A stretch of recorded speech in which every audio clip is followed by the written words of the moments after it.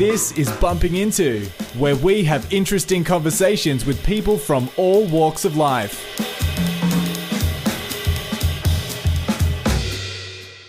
Hi everybody, welcome to Bumping Into, the first episode release for 2022. My guest today is Professor Lisa Weller. Lisa is a professor of digital communication at RMIT. Areas of interest particularly include the news media, research methodologies for journalism, media representation in the legal system, and regional news. At the moment, there is a lot of distrust in the media. A lot of people turning to alternative news sources. It can seem like the media is almost a messenger, and it is very hard to know who to trust, where to look for reliable news. Is there an agenda?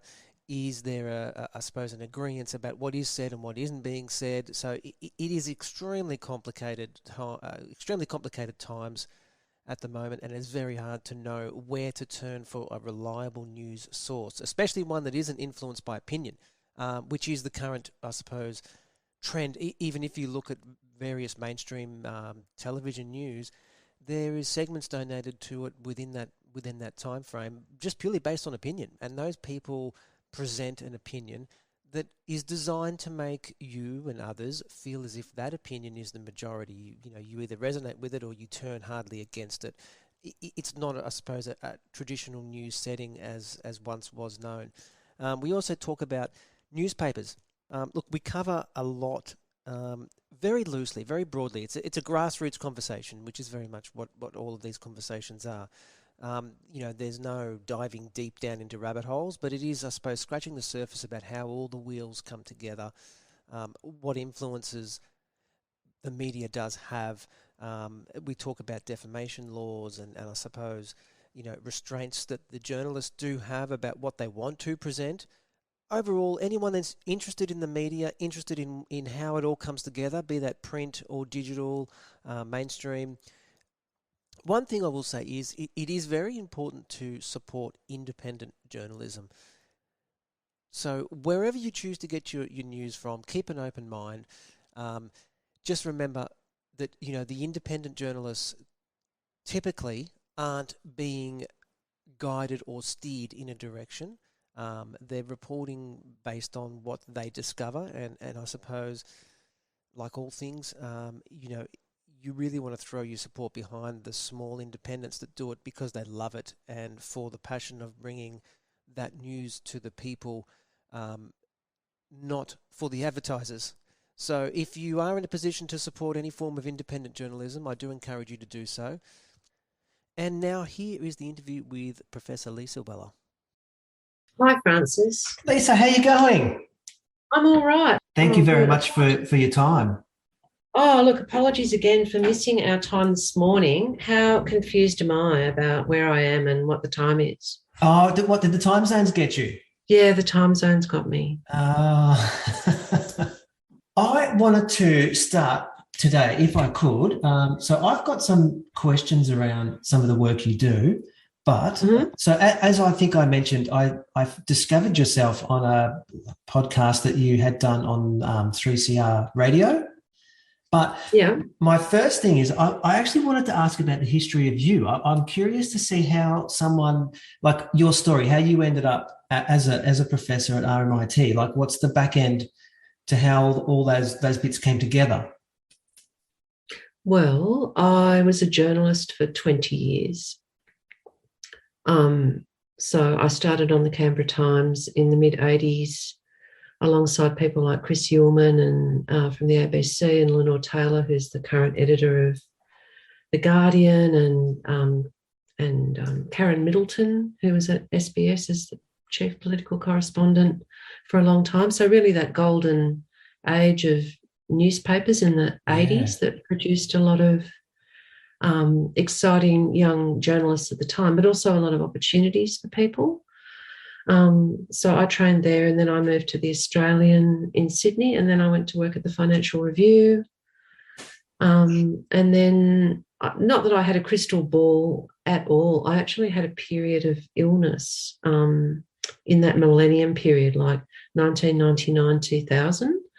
And back then, honestly, working at the Financial Review, in the industry, it was like getting a gig on Treasure Island, because it was so well resourced, it was so intelligent, such great journalism was coming out of there. And in comparison to, say, working somewhere like the Australian, where I'd been previous to that, it was a much more intelligent, kinder, lovely workplace. Anyway, I was working there. I got sick. I came back to work after many, many weeks of being off on paid sick leave, and everything had changed at the Fin in that time.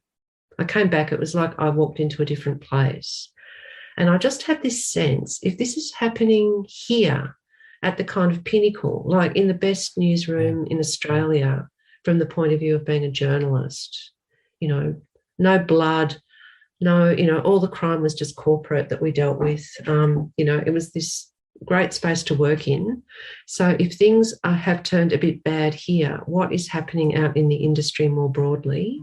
Maybe it's time to develop a plan B.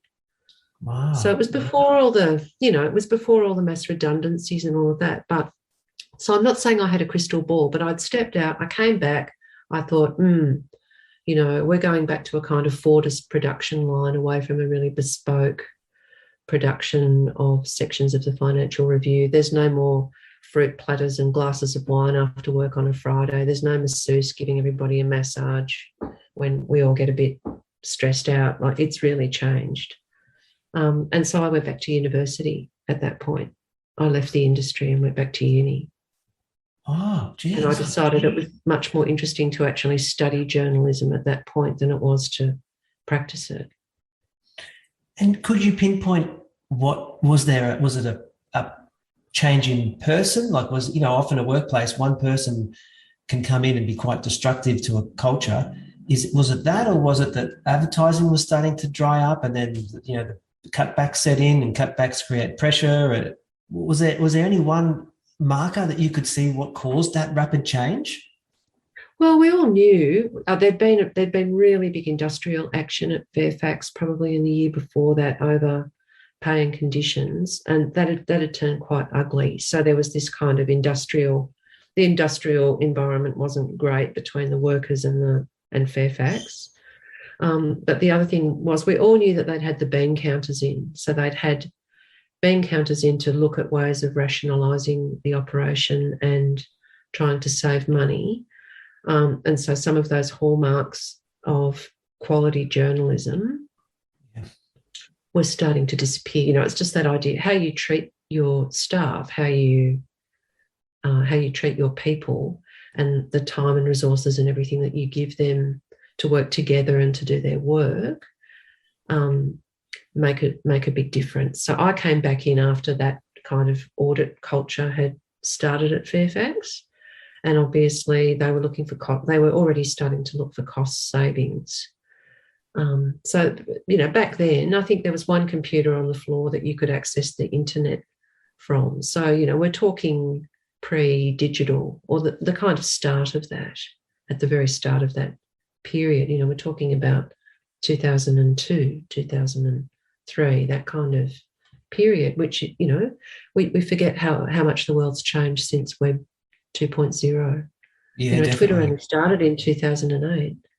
Because that was one of my questions I was going to ask you, is the difference between a newsroom of 20 years ago and a newsroom today. Obviously, they're going to be chalk and cheese. You wouldn't the practices and the way things come together would be completely different now.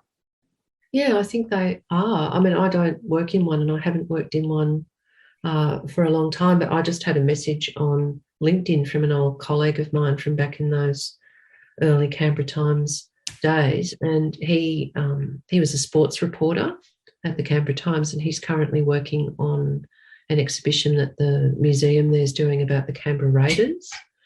And he was saying that he'd been in Canberra, and the Canberra Times, when I worked there in the mid-80s, had just moved out to the suburb of Fyshwick on the kind of industrial outskirts of Canberra. So they'd left their high street premises in the city and moved out there, much like, following the Wapping model, when the newspapers left the centre of London, left Fleet Street and moved out to Wapping, which was the beginning of huge transformation in news media in the UK. And in Australia, a lot of newspapers, or some newspapers, did the same, and the Canberra Times was one. And we had a swimming pool, we had tennis courts, we had squash courts, we had barbecue areas, we had undercover parking.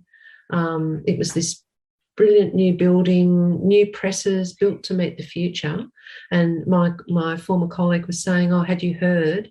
They've left those premises, they've abandoned that now, and they're moving back into the centre of Canberra, and I wrote back and said, well, of course, they don't need presses and pools, and there's no one to play tennis on the tennis court anymore. There's no money to maintain any of this infrastructure from the golden days of newspapers. And if they want to remain relevant, then being able to hang up your shingle in the centre of Canberra, at least you look like you've got your finger on the pulse.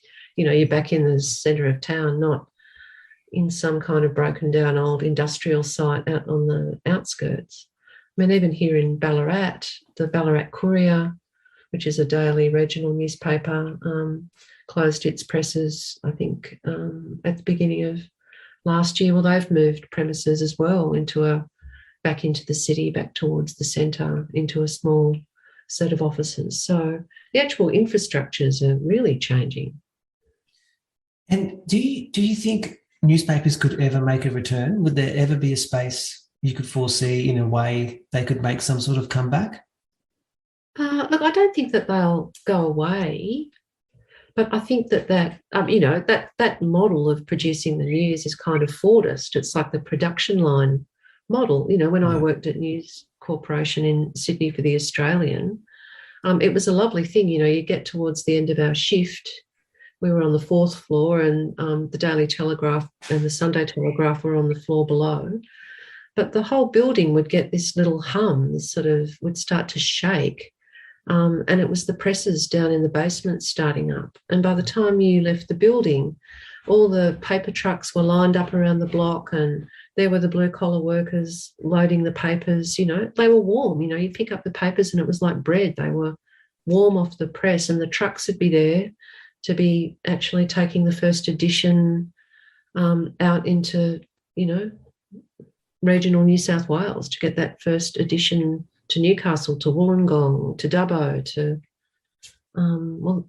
those presses left the city, and journalists haven't felt the hum of a press in most places for a long, long time. I don't think that any of that's going to return. That's the past. That's definitely, it's lost a bit of its charm. Well, yeah, nostalgia is a dangerous thing. But I think that in terms of their future, they're becoming part of bigger media organisations. So, we've seen the takeover recently of Fairfax by Nine, which has now become a really big corporation, or even bigger corporation than it was. And that's a really diversified business. So I think newspapers are becoming part of those diversified businesses, or if they're small, they're adopting different kinds of business models that are supported by a range of stakeholders, from philanthropy to different kinds of subscription models like memberships. There's quite a lot of interesting things going on in the space. We've got money coming in now thanks to the bargaining code. So Google and Facebook are now having to provide some level of regular and reliable funding to major news orgs. Oh, yeah, well, that's fair enough. If they're going to use it, everyone else has to pay for it. Yeah. Yeah, so it's a very dynamic, changeable space. But yeah, that idea of, 400 journalists working on the floor like they were in Sydney on a big paper like The Australian, even in the mid-90s, that's gone. Wow. You touched on the Nine now owning Fairfax. If you were working at The Age, I use The Age as a reference because it was always a newspaper that I used to like.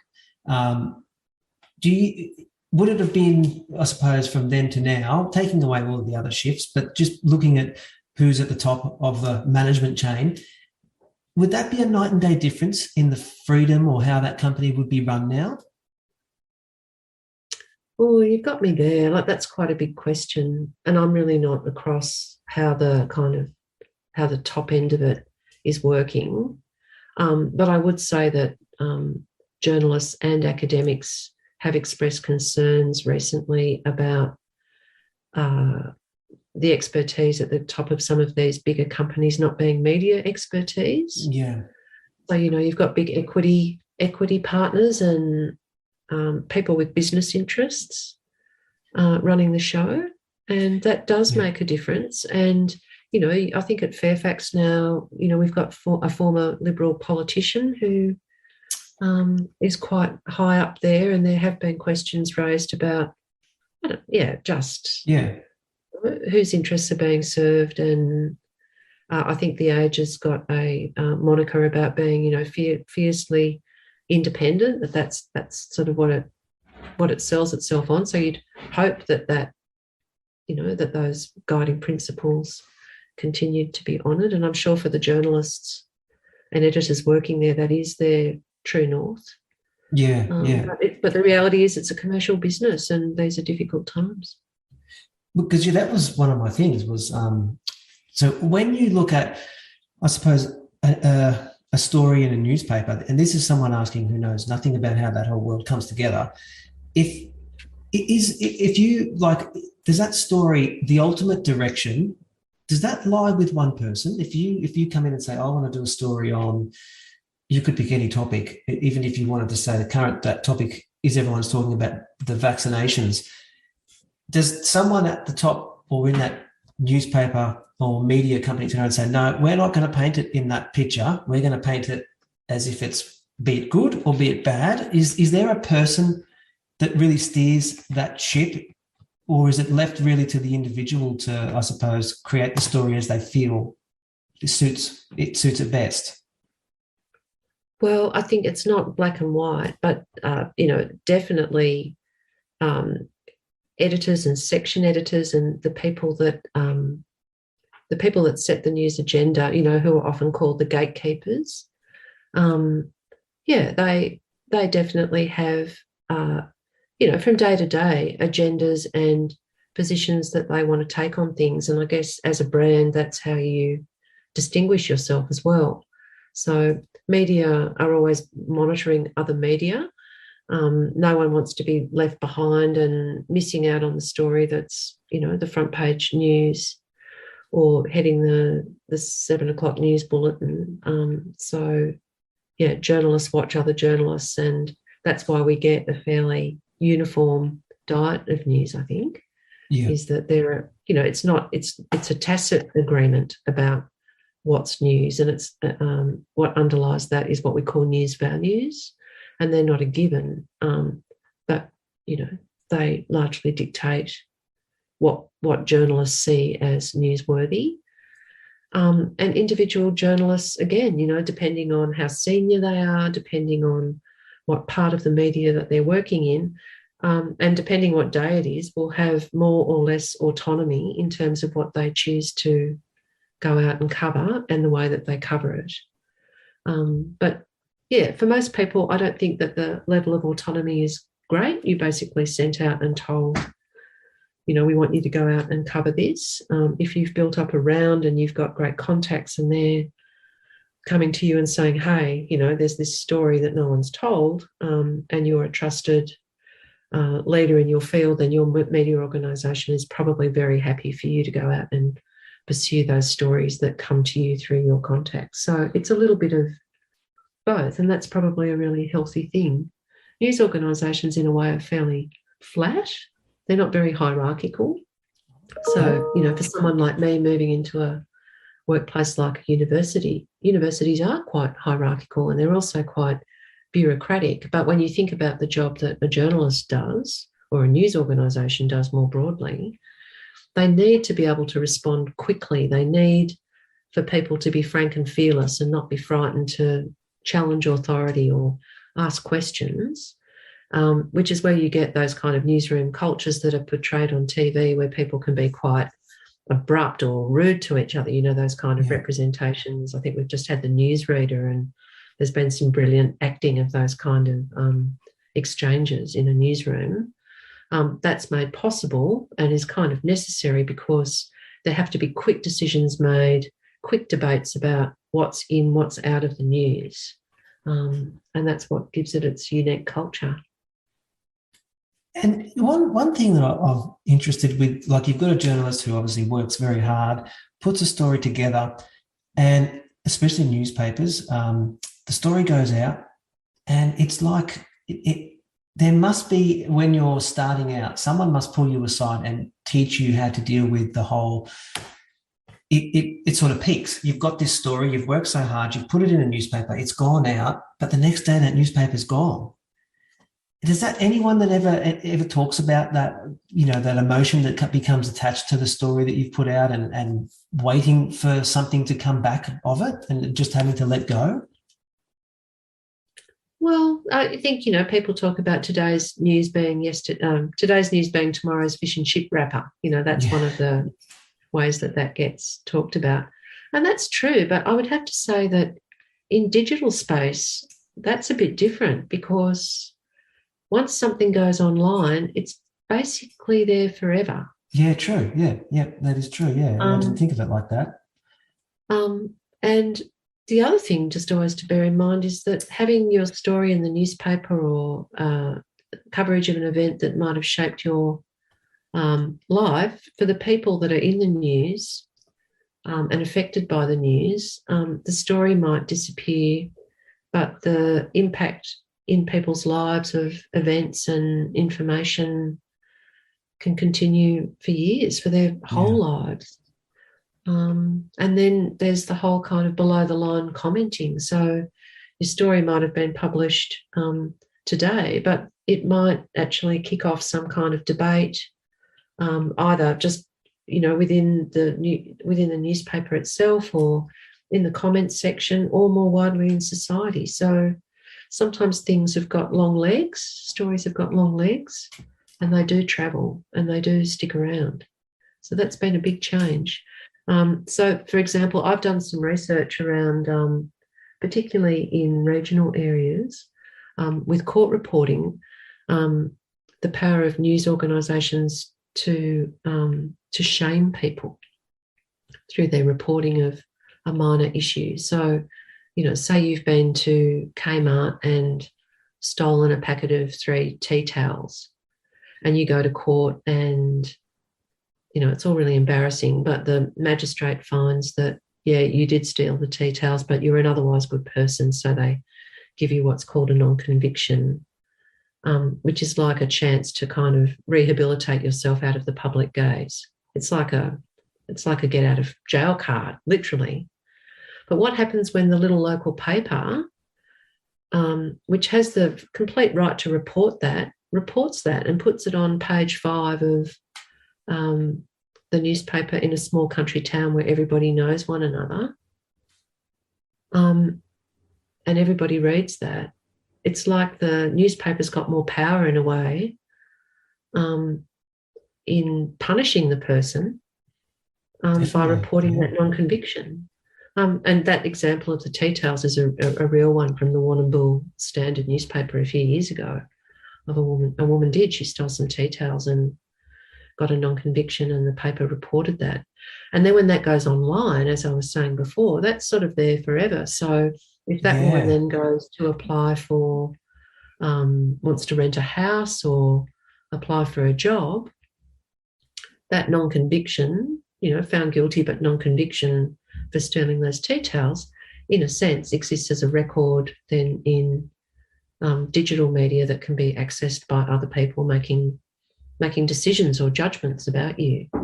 Yeah, definitely. And human nature will always gravitate to the negative first before it sees the positive. So, it can be a very big stain on someone. Yeah, so in the paper one day, fish and chip wrapper the next day. In digital space, no, that fish and chips has got quite a long life. Yeah. One of the things I know that you spoke a lot about on 3CR was the regional newspapers and how much they rely on the printed media. Is that still, is there still that hard preference for those areas towards the printed media as opposed to digital? Absolutely. I'm on a project that's in partnership with an organisation called the Country Press Association of Australia, which is a peak body for small, independently owned newspapers. So there's about 140 family-owned, like really small independent papers.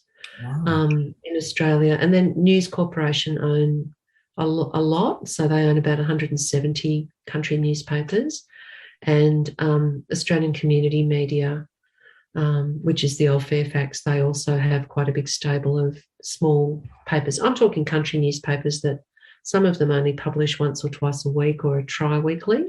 Okay. And, there's a lot of concern about some of these small newspapers, particularly with COVID. And we've seen, as you would know, so many small newspapers closing their doors or moving to online only, particularly the News Corporation ones.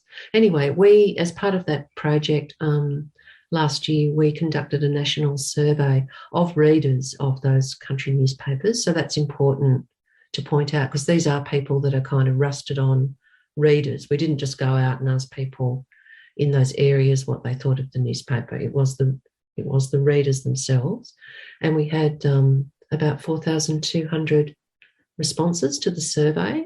And a very key finding from that survey was not only that people had a clear preference for print, and that was across all age groups. So as you might imagine, like the older people in their 80s and 90s, it was like 95% or something of them preferred print. But even people in their 20s and 30s, still, like, I don't know, it was about 55%. It was like 55% preference for print over online. So every age group, had this strong preference for print. And we asked them whether they thought print was an essential service, and then it shot right up. It was like 90-something% of people agreed with the statement that a printed newspaper, local newspaper, was an essential service for their community. And do the sales reflect that? Is it a declining sales market or a steady market? Well, again, it's an uneven terrain. So because we're talking about so many different little newspapers across pretty much the whole of Australia, it really is a story of mixed fortunes. Yeah. So some of those newspapers are experiencing quite great growth in circulation and sales, and others are really struggling. So it depends, I guess, on who's running the show, what's happening in the community itself. Like newspapers as commercial products in these smaller communities are an important part of the business community. So I guess the health of the businesses in those areas, supporting the advertising base for those newspapers, is also really important. Yeah. I don't doubt the benefit of a newspaper. I mean, I think when you read a newspaper, it exposes you to so much more than you would see if you were digital only. I mean, digital tends to be fine if you know what you want and you've seen it, it's got your attention, but the start to finish of a newspaper can take you through so much and expose you to so much that you would not have seen otherwise. I would always gravitate if there was the option of picking up an actual newspaper and going through it from start to finish.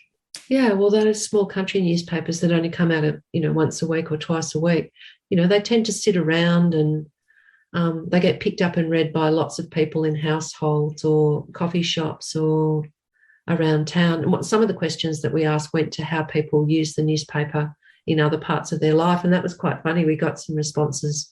So we'd said, do you use your paper for recycling or, lining your kitty litter tray or, all of these other things that, cleaning your windows. We had a long list of things that people use newsprint for, and someone contacted us and said they were very cross that composting wasn't on the list of things that they could tick for how they use the newspaper. So, as a material object, people also enjoy that materiality of the newspaper. Yeah. And to ensure, I guess, the survival of those small regional ones, do they look at and this might be a silly question because I, again, not know the industry, but do they look at like collabs? Do they look at saying, okay, well, let's not do a buyout, or let's merge 3 or 4 and all create one printing platform, one, you know, that then can be spread amongst these districts to ensure that they all survive? Is that ever something that pops up? Well, that's certainly, I call it a centralisation and dispersion model, and that's certainly been how some of the bigger players have dealt with things. So, you know, ACM and News Corporation have done a lot of that. So I mentioned before about presses closing down. You know, they've centralised those sort of backroom functions like advertising, marketing, printing, and even some journalism functions. And people living in regional areas particularly will notice that you might be in one state and you're getting material from another state of Australia. For example, in the ACM stable, I'm living here in Ballarat in Victoria, and a regular column over the last couple of years running on a Saturday in the Ballarat Courier has been a prominent journalist who writes a column in Newcastle. Well, I'd imagine that column's been syndicated out across lots of different ACM mastheads. And so you have this kind of centralisation of some functions, and then a kind of the dispersal is the sharing of resources, you know, between a number of different places. The problem that happens with really local media when you do that kind of thing is that it ceases to be quite so local, and people really pick up on that. And if people don't think it's really relevant to them and a really local product from within and about their community, that's when they start disengaging from it. So it's a bit of a wicked problem.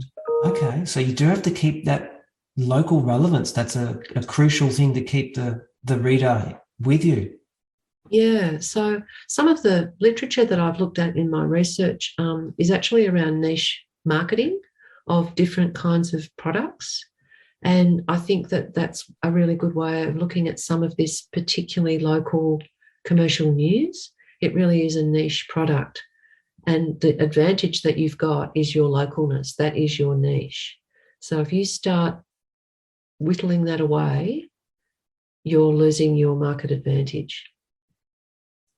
Yeah, that's interesting, isn't it? And I guess that's probably overlooked a lot of the times. One of the simple basics that just would get overlooked a lot.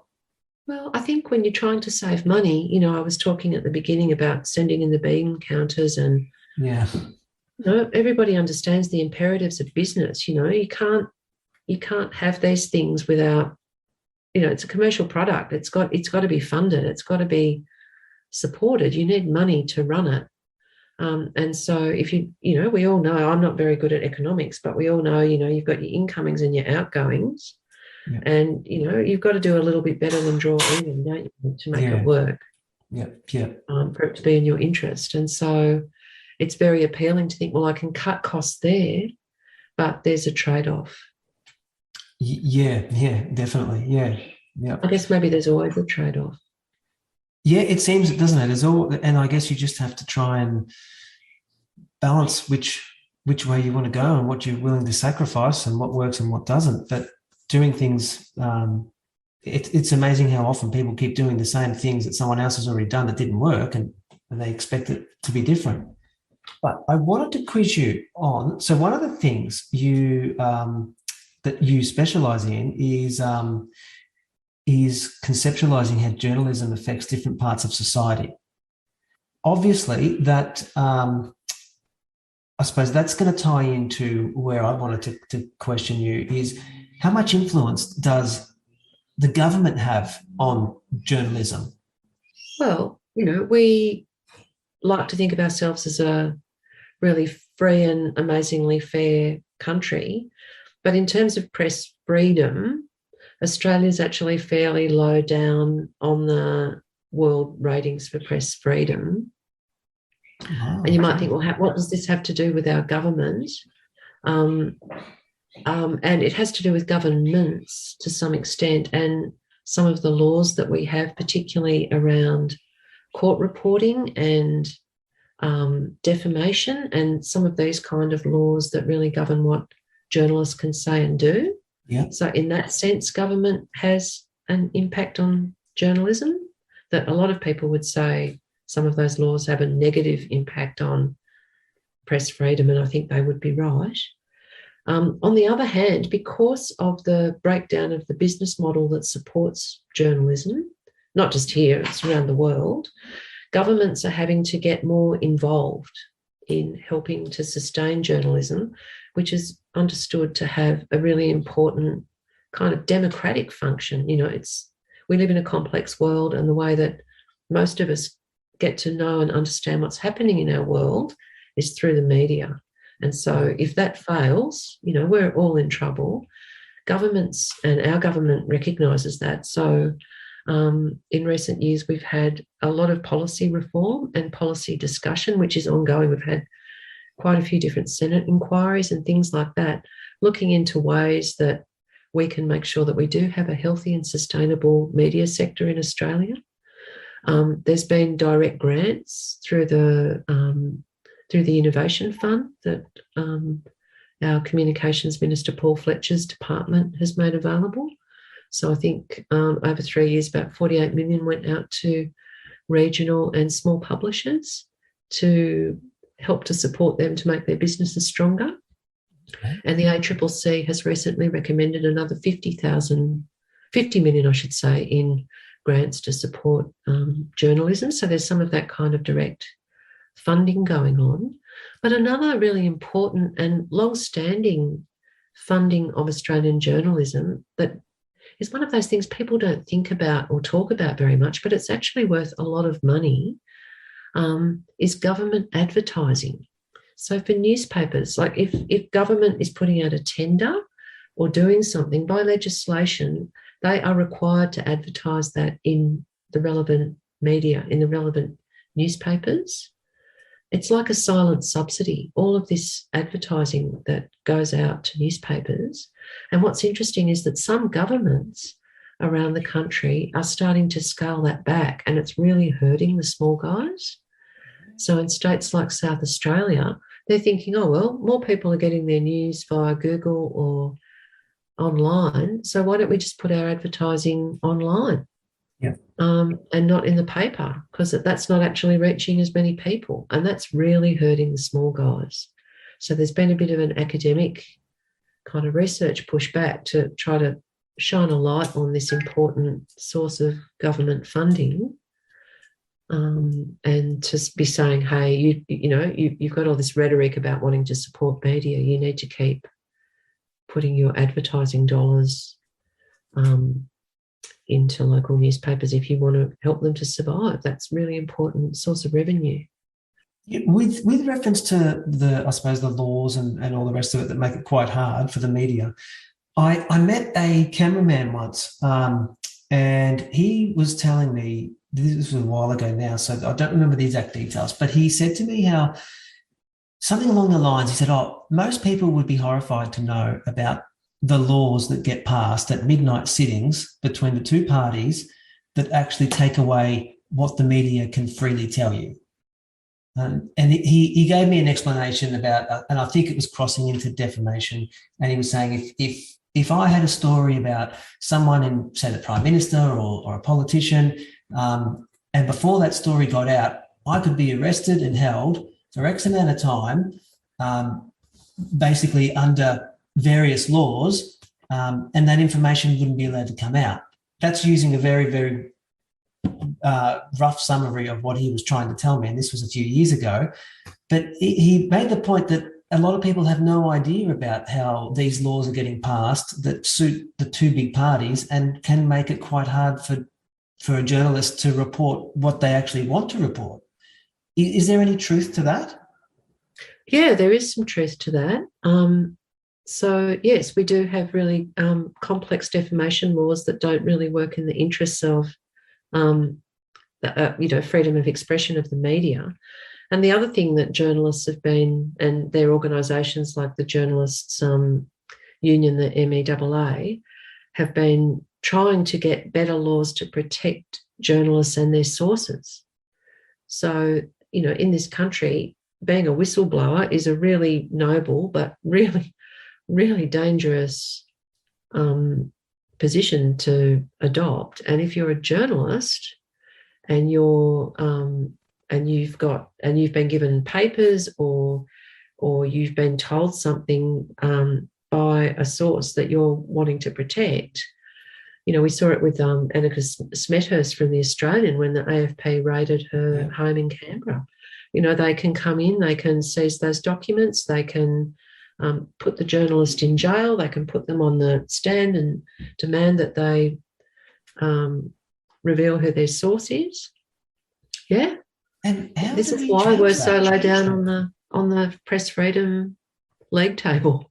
Which is amazing, because people do have this perception that Australia is very, with everything, even your fruit and veg, pesticides and this and that, there's an assumption that we are the cleanest, the greenest, the easiest, the freshest, and the mostly the freest. But when you start going down the rabbit hole, there's a lot of these little things that Joe Public doesn't know.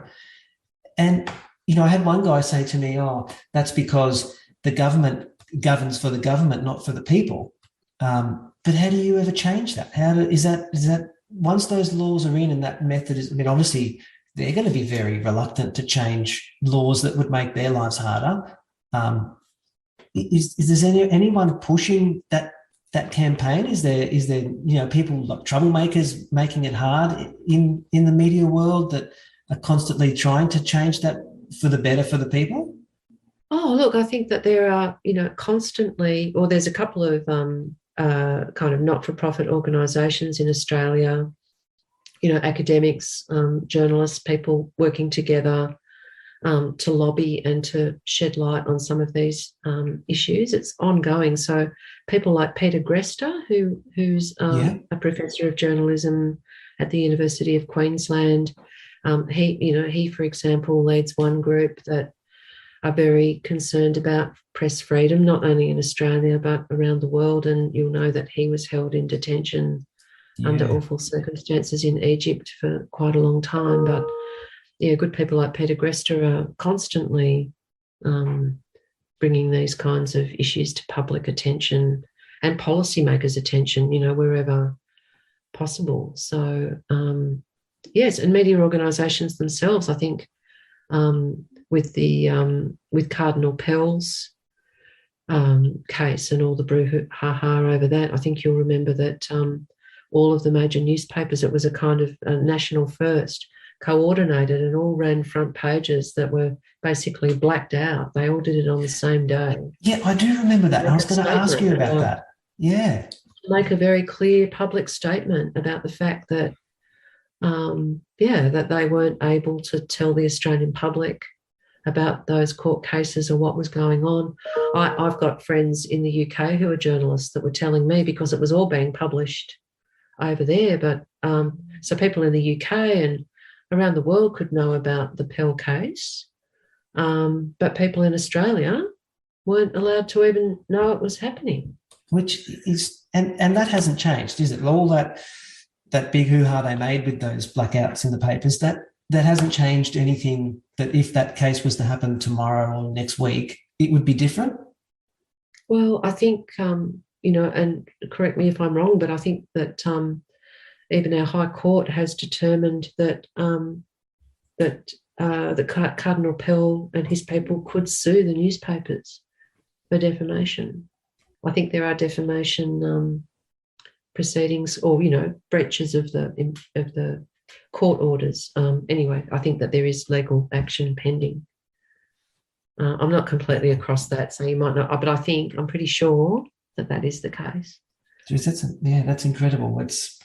Because like a lot of things, when they go one way, it's very hard to ever bring it back into the centre. Laws or anything, policies tend to push in a direction, and if it's even taking freedoms away from people, whatever it may be, it's always very hard to bring that back in once you've started travelling down that road.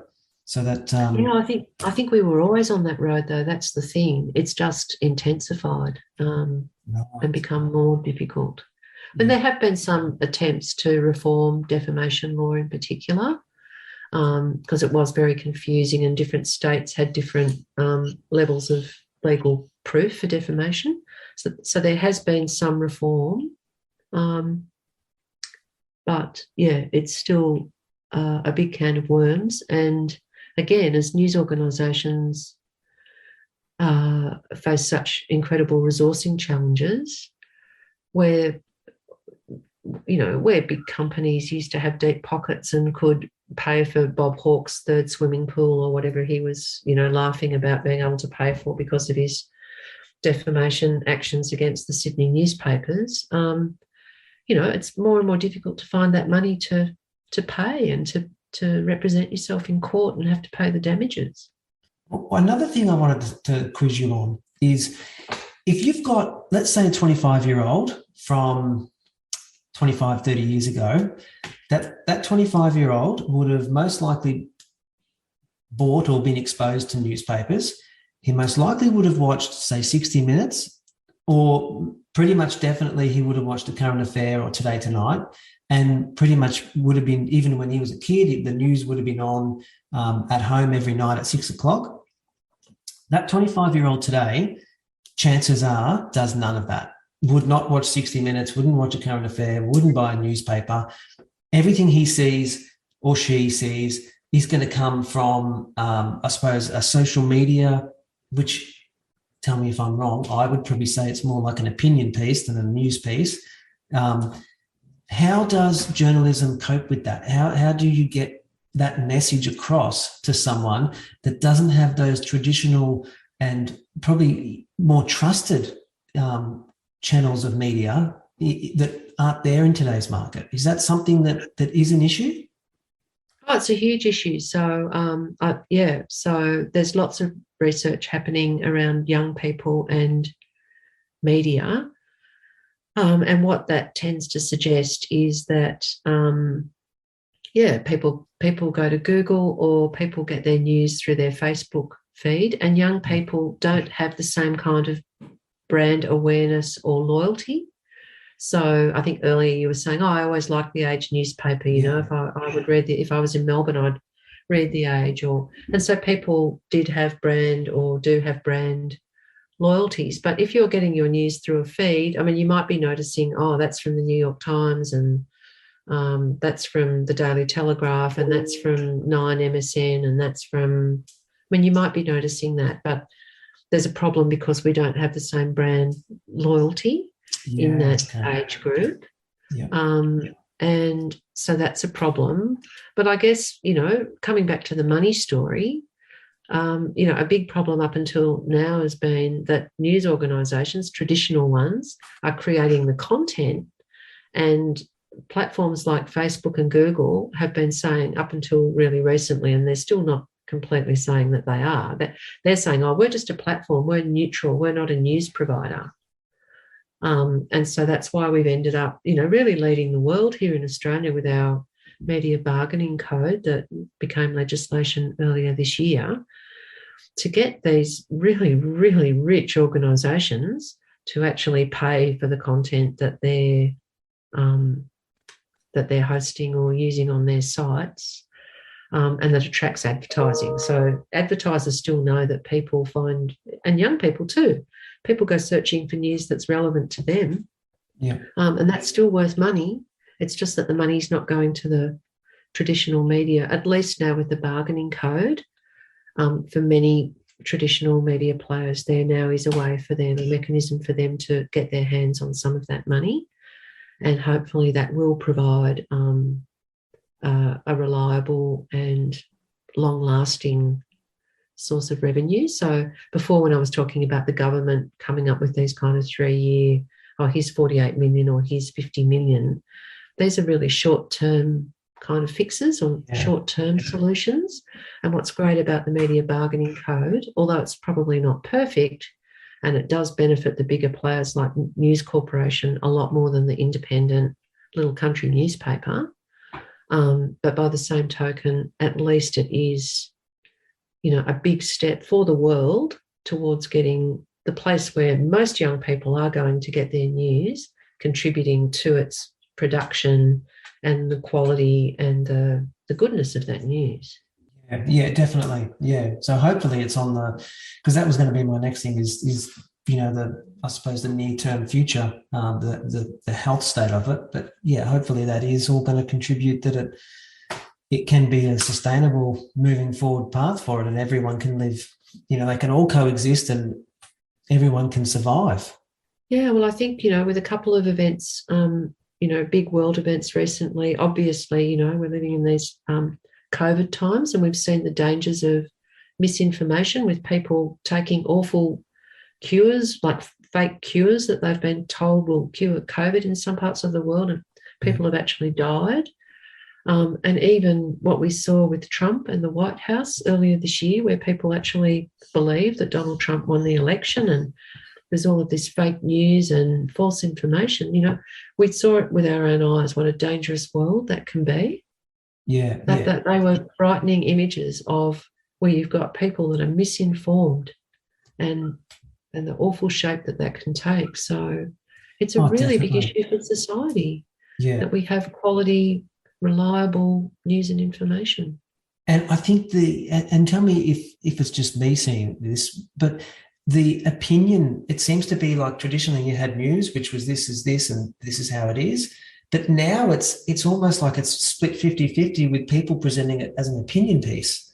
And when you present an opinion, especially a lot of these media commentators, they're very strong in their views and you can get people offside. So it's like news is now being filtered with the person presenting its opinion. And then even if you're on a platform or you're on Twitter or you're on Facebook and you start reading these comments, you start getting this pre-programming that, this is how the majority are thinking, it must be right. So it's almost like by opening it up to so many things, it's just created a big challenge in really knowing how to dissect what are the important parts of media. Yeah, and people need a really good level of news literacy to be able to do that. And it's not just opinion that's sneaking in there. It's this style of news reporting that's about reaction. So something happens and the journalists go out and they look for reaction. So it was really interesting at a conference I was at a couple of years ago. Laura Tingle, who is now with the ABC, she does a lot of work on the 7:30 report on the ABC, and she was a guest speaker. And Laura Tingle's been one of our finest journalists for decades. She's had a long and distinguished career as first a newspaper journalist and then with the ABC. And she stood up and she was talking. It was a media history conference, and she was saying, when I started my career and I was first reporting back in the 80s and the 90s, an event occurred and we went out and we reported that event. Like we reported the event, or a report, she did a lot of and still does a lot of political reporting. Okay. That something would happen in politics or a report would be launched or whatever, and we would cover that. We would report what the report said or what the parliamentary debate was. And she was commenting on the same thing that you've raised. And she said, now it's not like that, now it's all opinion and commentary. And at that point in time, I was doing some research myself on that was looking at the Royal Commission into Aboriginal deaths in custody, which handed down its final report in 1991. And I'd been into the State Library in Melbourne, and I'd collected PDFs of all the front pages of the major newspapers around the country from that day in May 1991 when the report got handed down. I had them on my laptop as Laura Tingle was talking, and so I called them up, and it was true. Like the reporting in 1991 of that very big news event was, the Royal Commission's handed down the report, and the report says this, and this, and these are the recommendations. Full stop. That was the report. But if you, I think at the time the Aged Care Royal Commission, which is also really important, was still happening at the time that Laura Tingle made this speech. And so I just had a look that day at the coverage, and it was true what she was saying. There was no just straight report. It was all opinion about it and reaction to it. There was Yeah. hardly anything that actually said, this is what the report says, or this is what happened in the hearing of the Royal Commission today. Yeah, It's really changed. Yeah, that's worrying, isn't it? And how do you ever pull that back and swing it around again? Because it's, yeah. I don't know. Maybe that is part of the answer to getting back to an agreed set of facts. Maybe that's what as a society we kind of need to be thinking about a little bit more. Can we agree on a set of facts? Because we're never going to agree on opinions. And Yeah, it's a that's healthy very true. thing that there's lots of opinions out there, and it's a diverse society, and my view on things and your view on things. We don't need to agree, but if we're both working from the same agreed set of facts, we can Yeah. have a really good debate. We can have a really good conversation, even if we walk away from it not agreeing with each other. You know, the terms of the debate are clear, transparent, fair, and we can move forward. Yeah, definitely. Yeah. Let's hope that that's something that comes back in the future, because it's it seems to be going down a very murky path at the moment. Well, Lisa, I don't want to keep you much longer, because thank you very much for your time. I really appreciate you putting time aside out of your day to come on and have a chat. Oh, it's been great meeting you and having a chat with you, Francis. Thank you for the opportunity. Thanks very much, everybody, for sticking to the end of the show. I hope you enjoyed it, perhaps learned something that you didn't know. I am working frantically on some old episodes that I still have not brought to light, and there is a list of people that I still have not got back to book in times for new episodes. So I am trying my best to get those out as fast as I can, and I do thank you very much, especially those that have stuck to the end. If you do like the show, please feel free to share it amongst others. That is the only way that this show will grow, and your support in that area is much appreciated. I look forward to speaking in the next couple of weeks.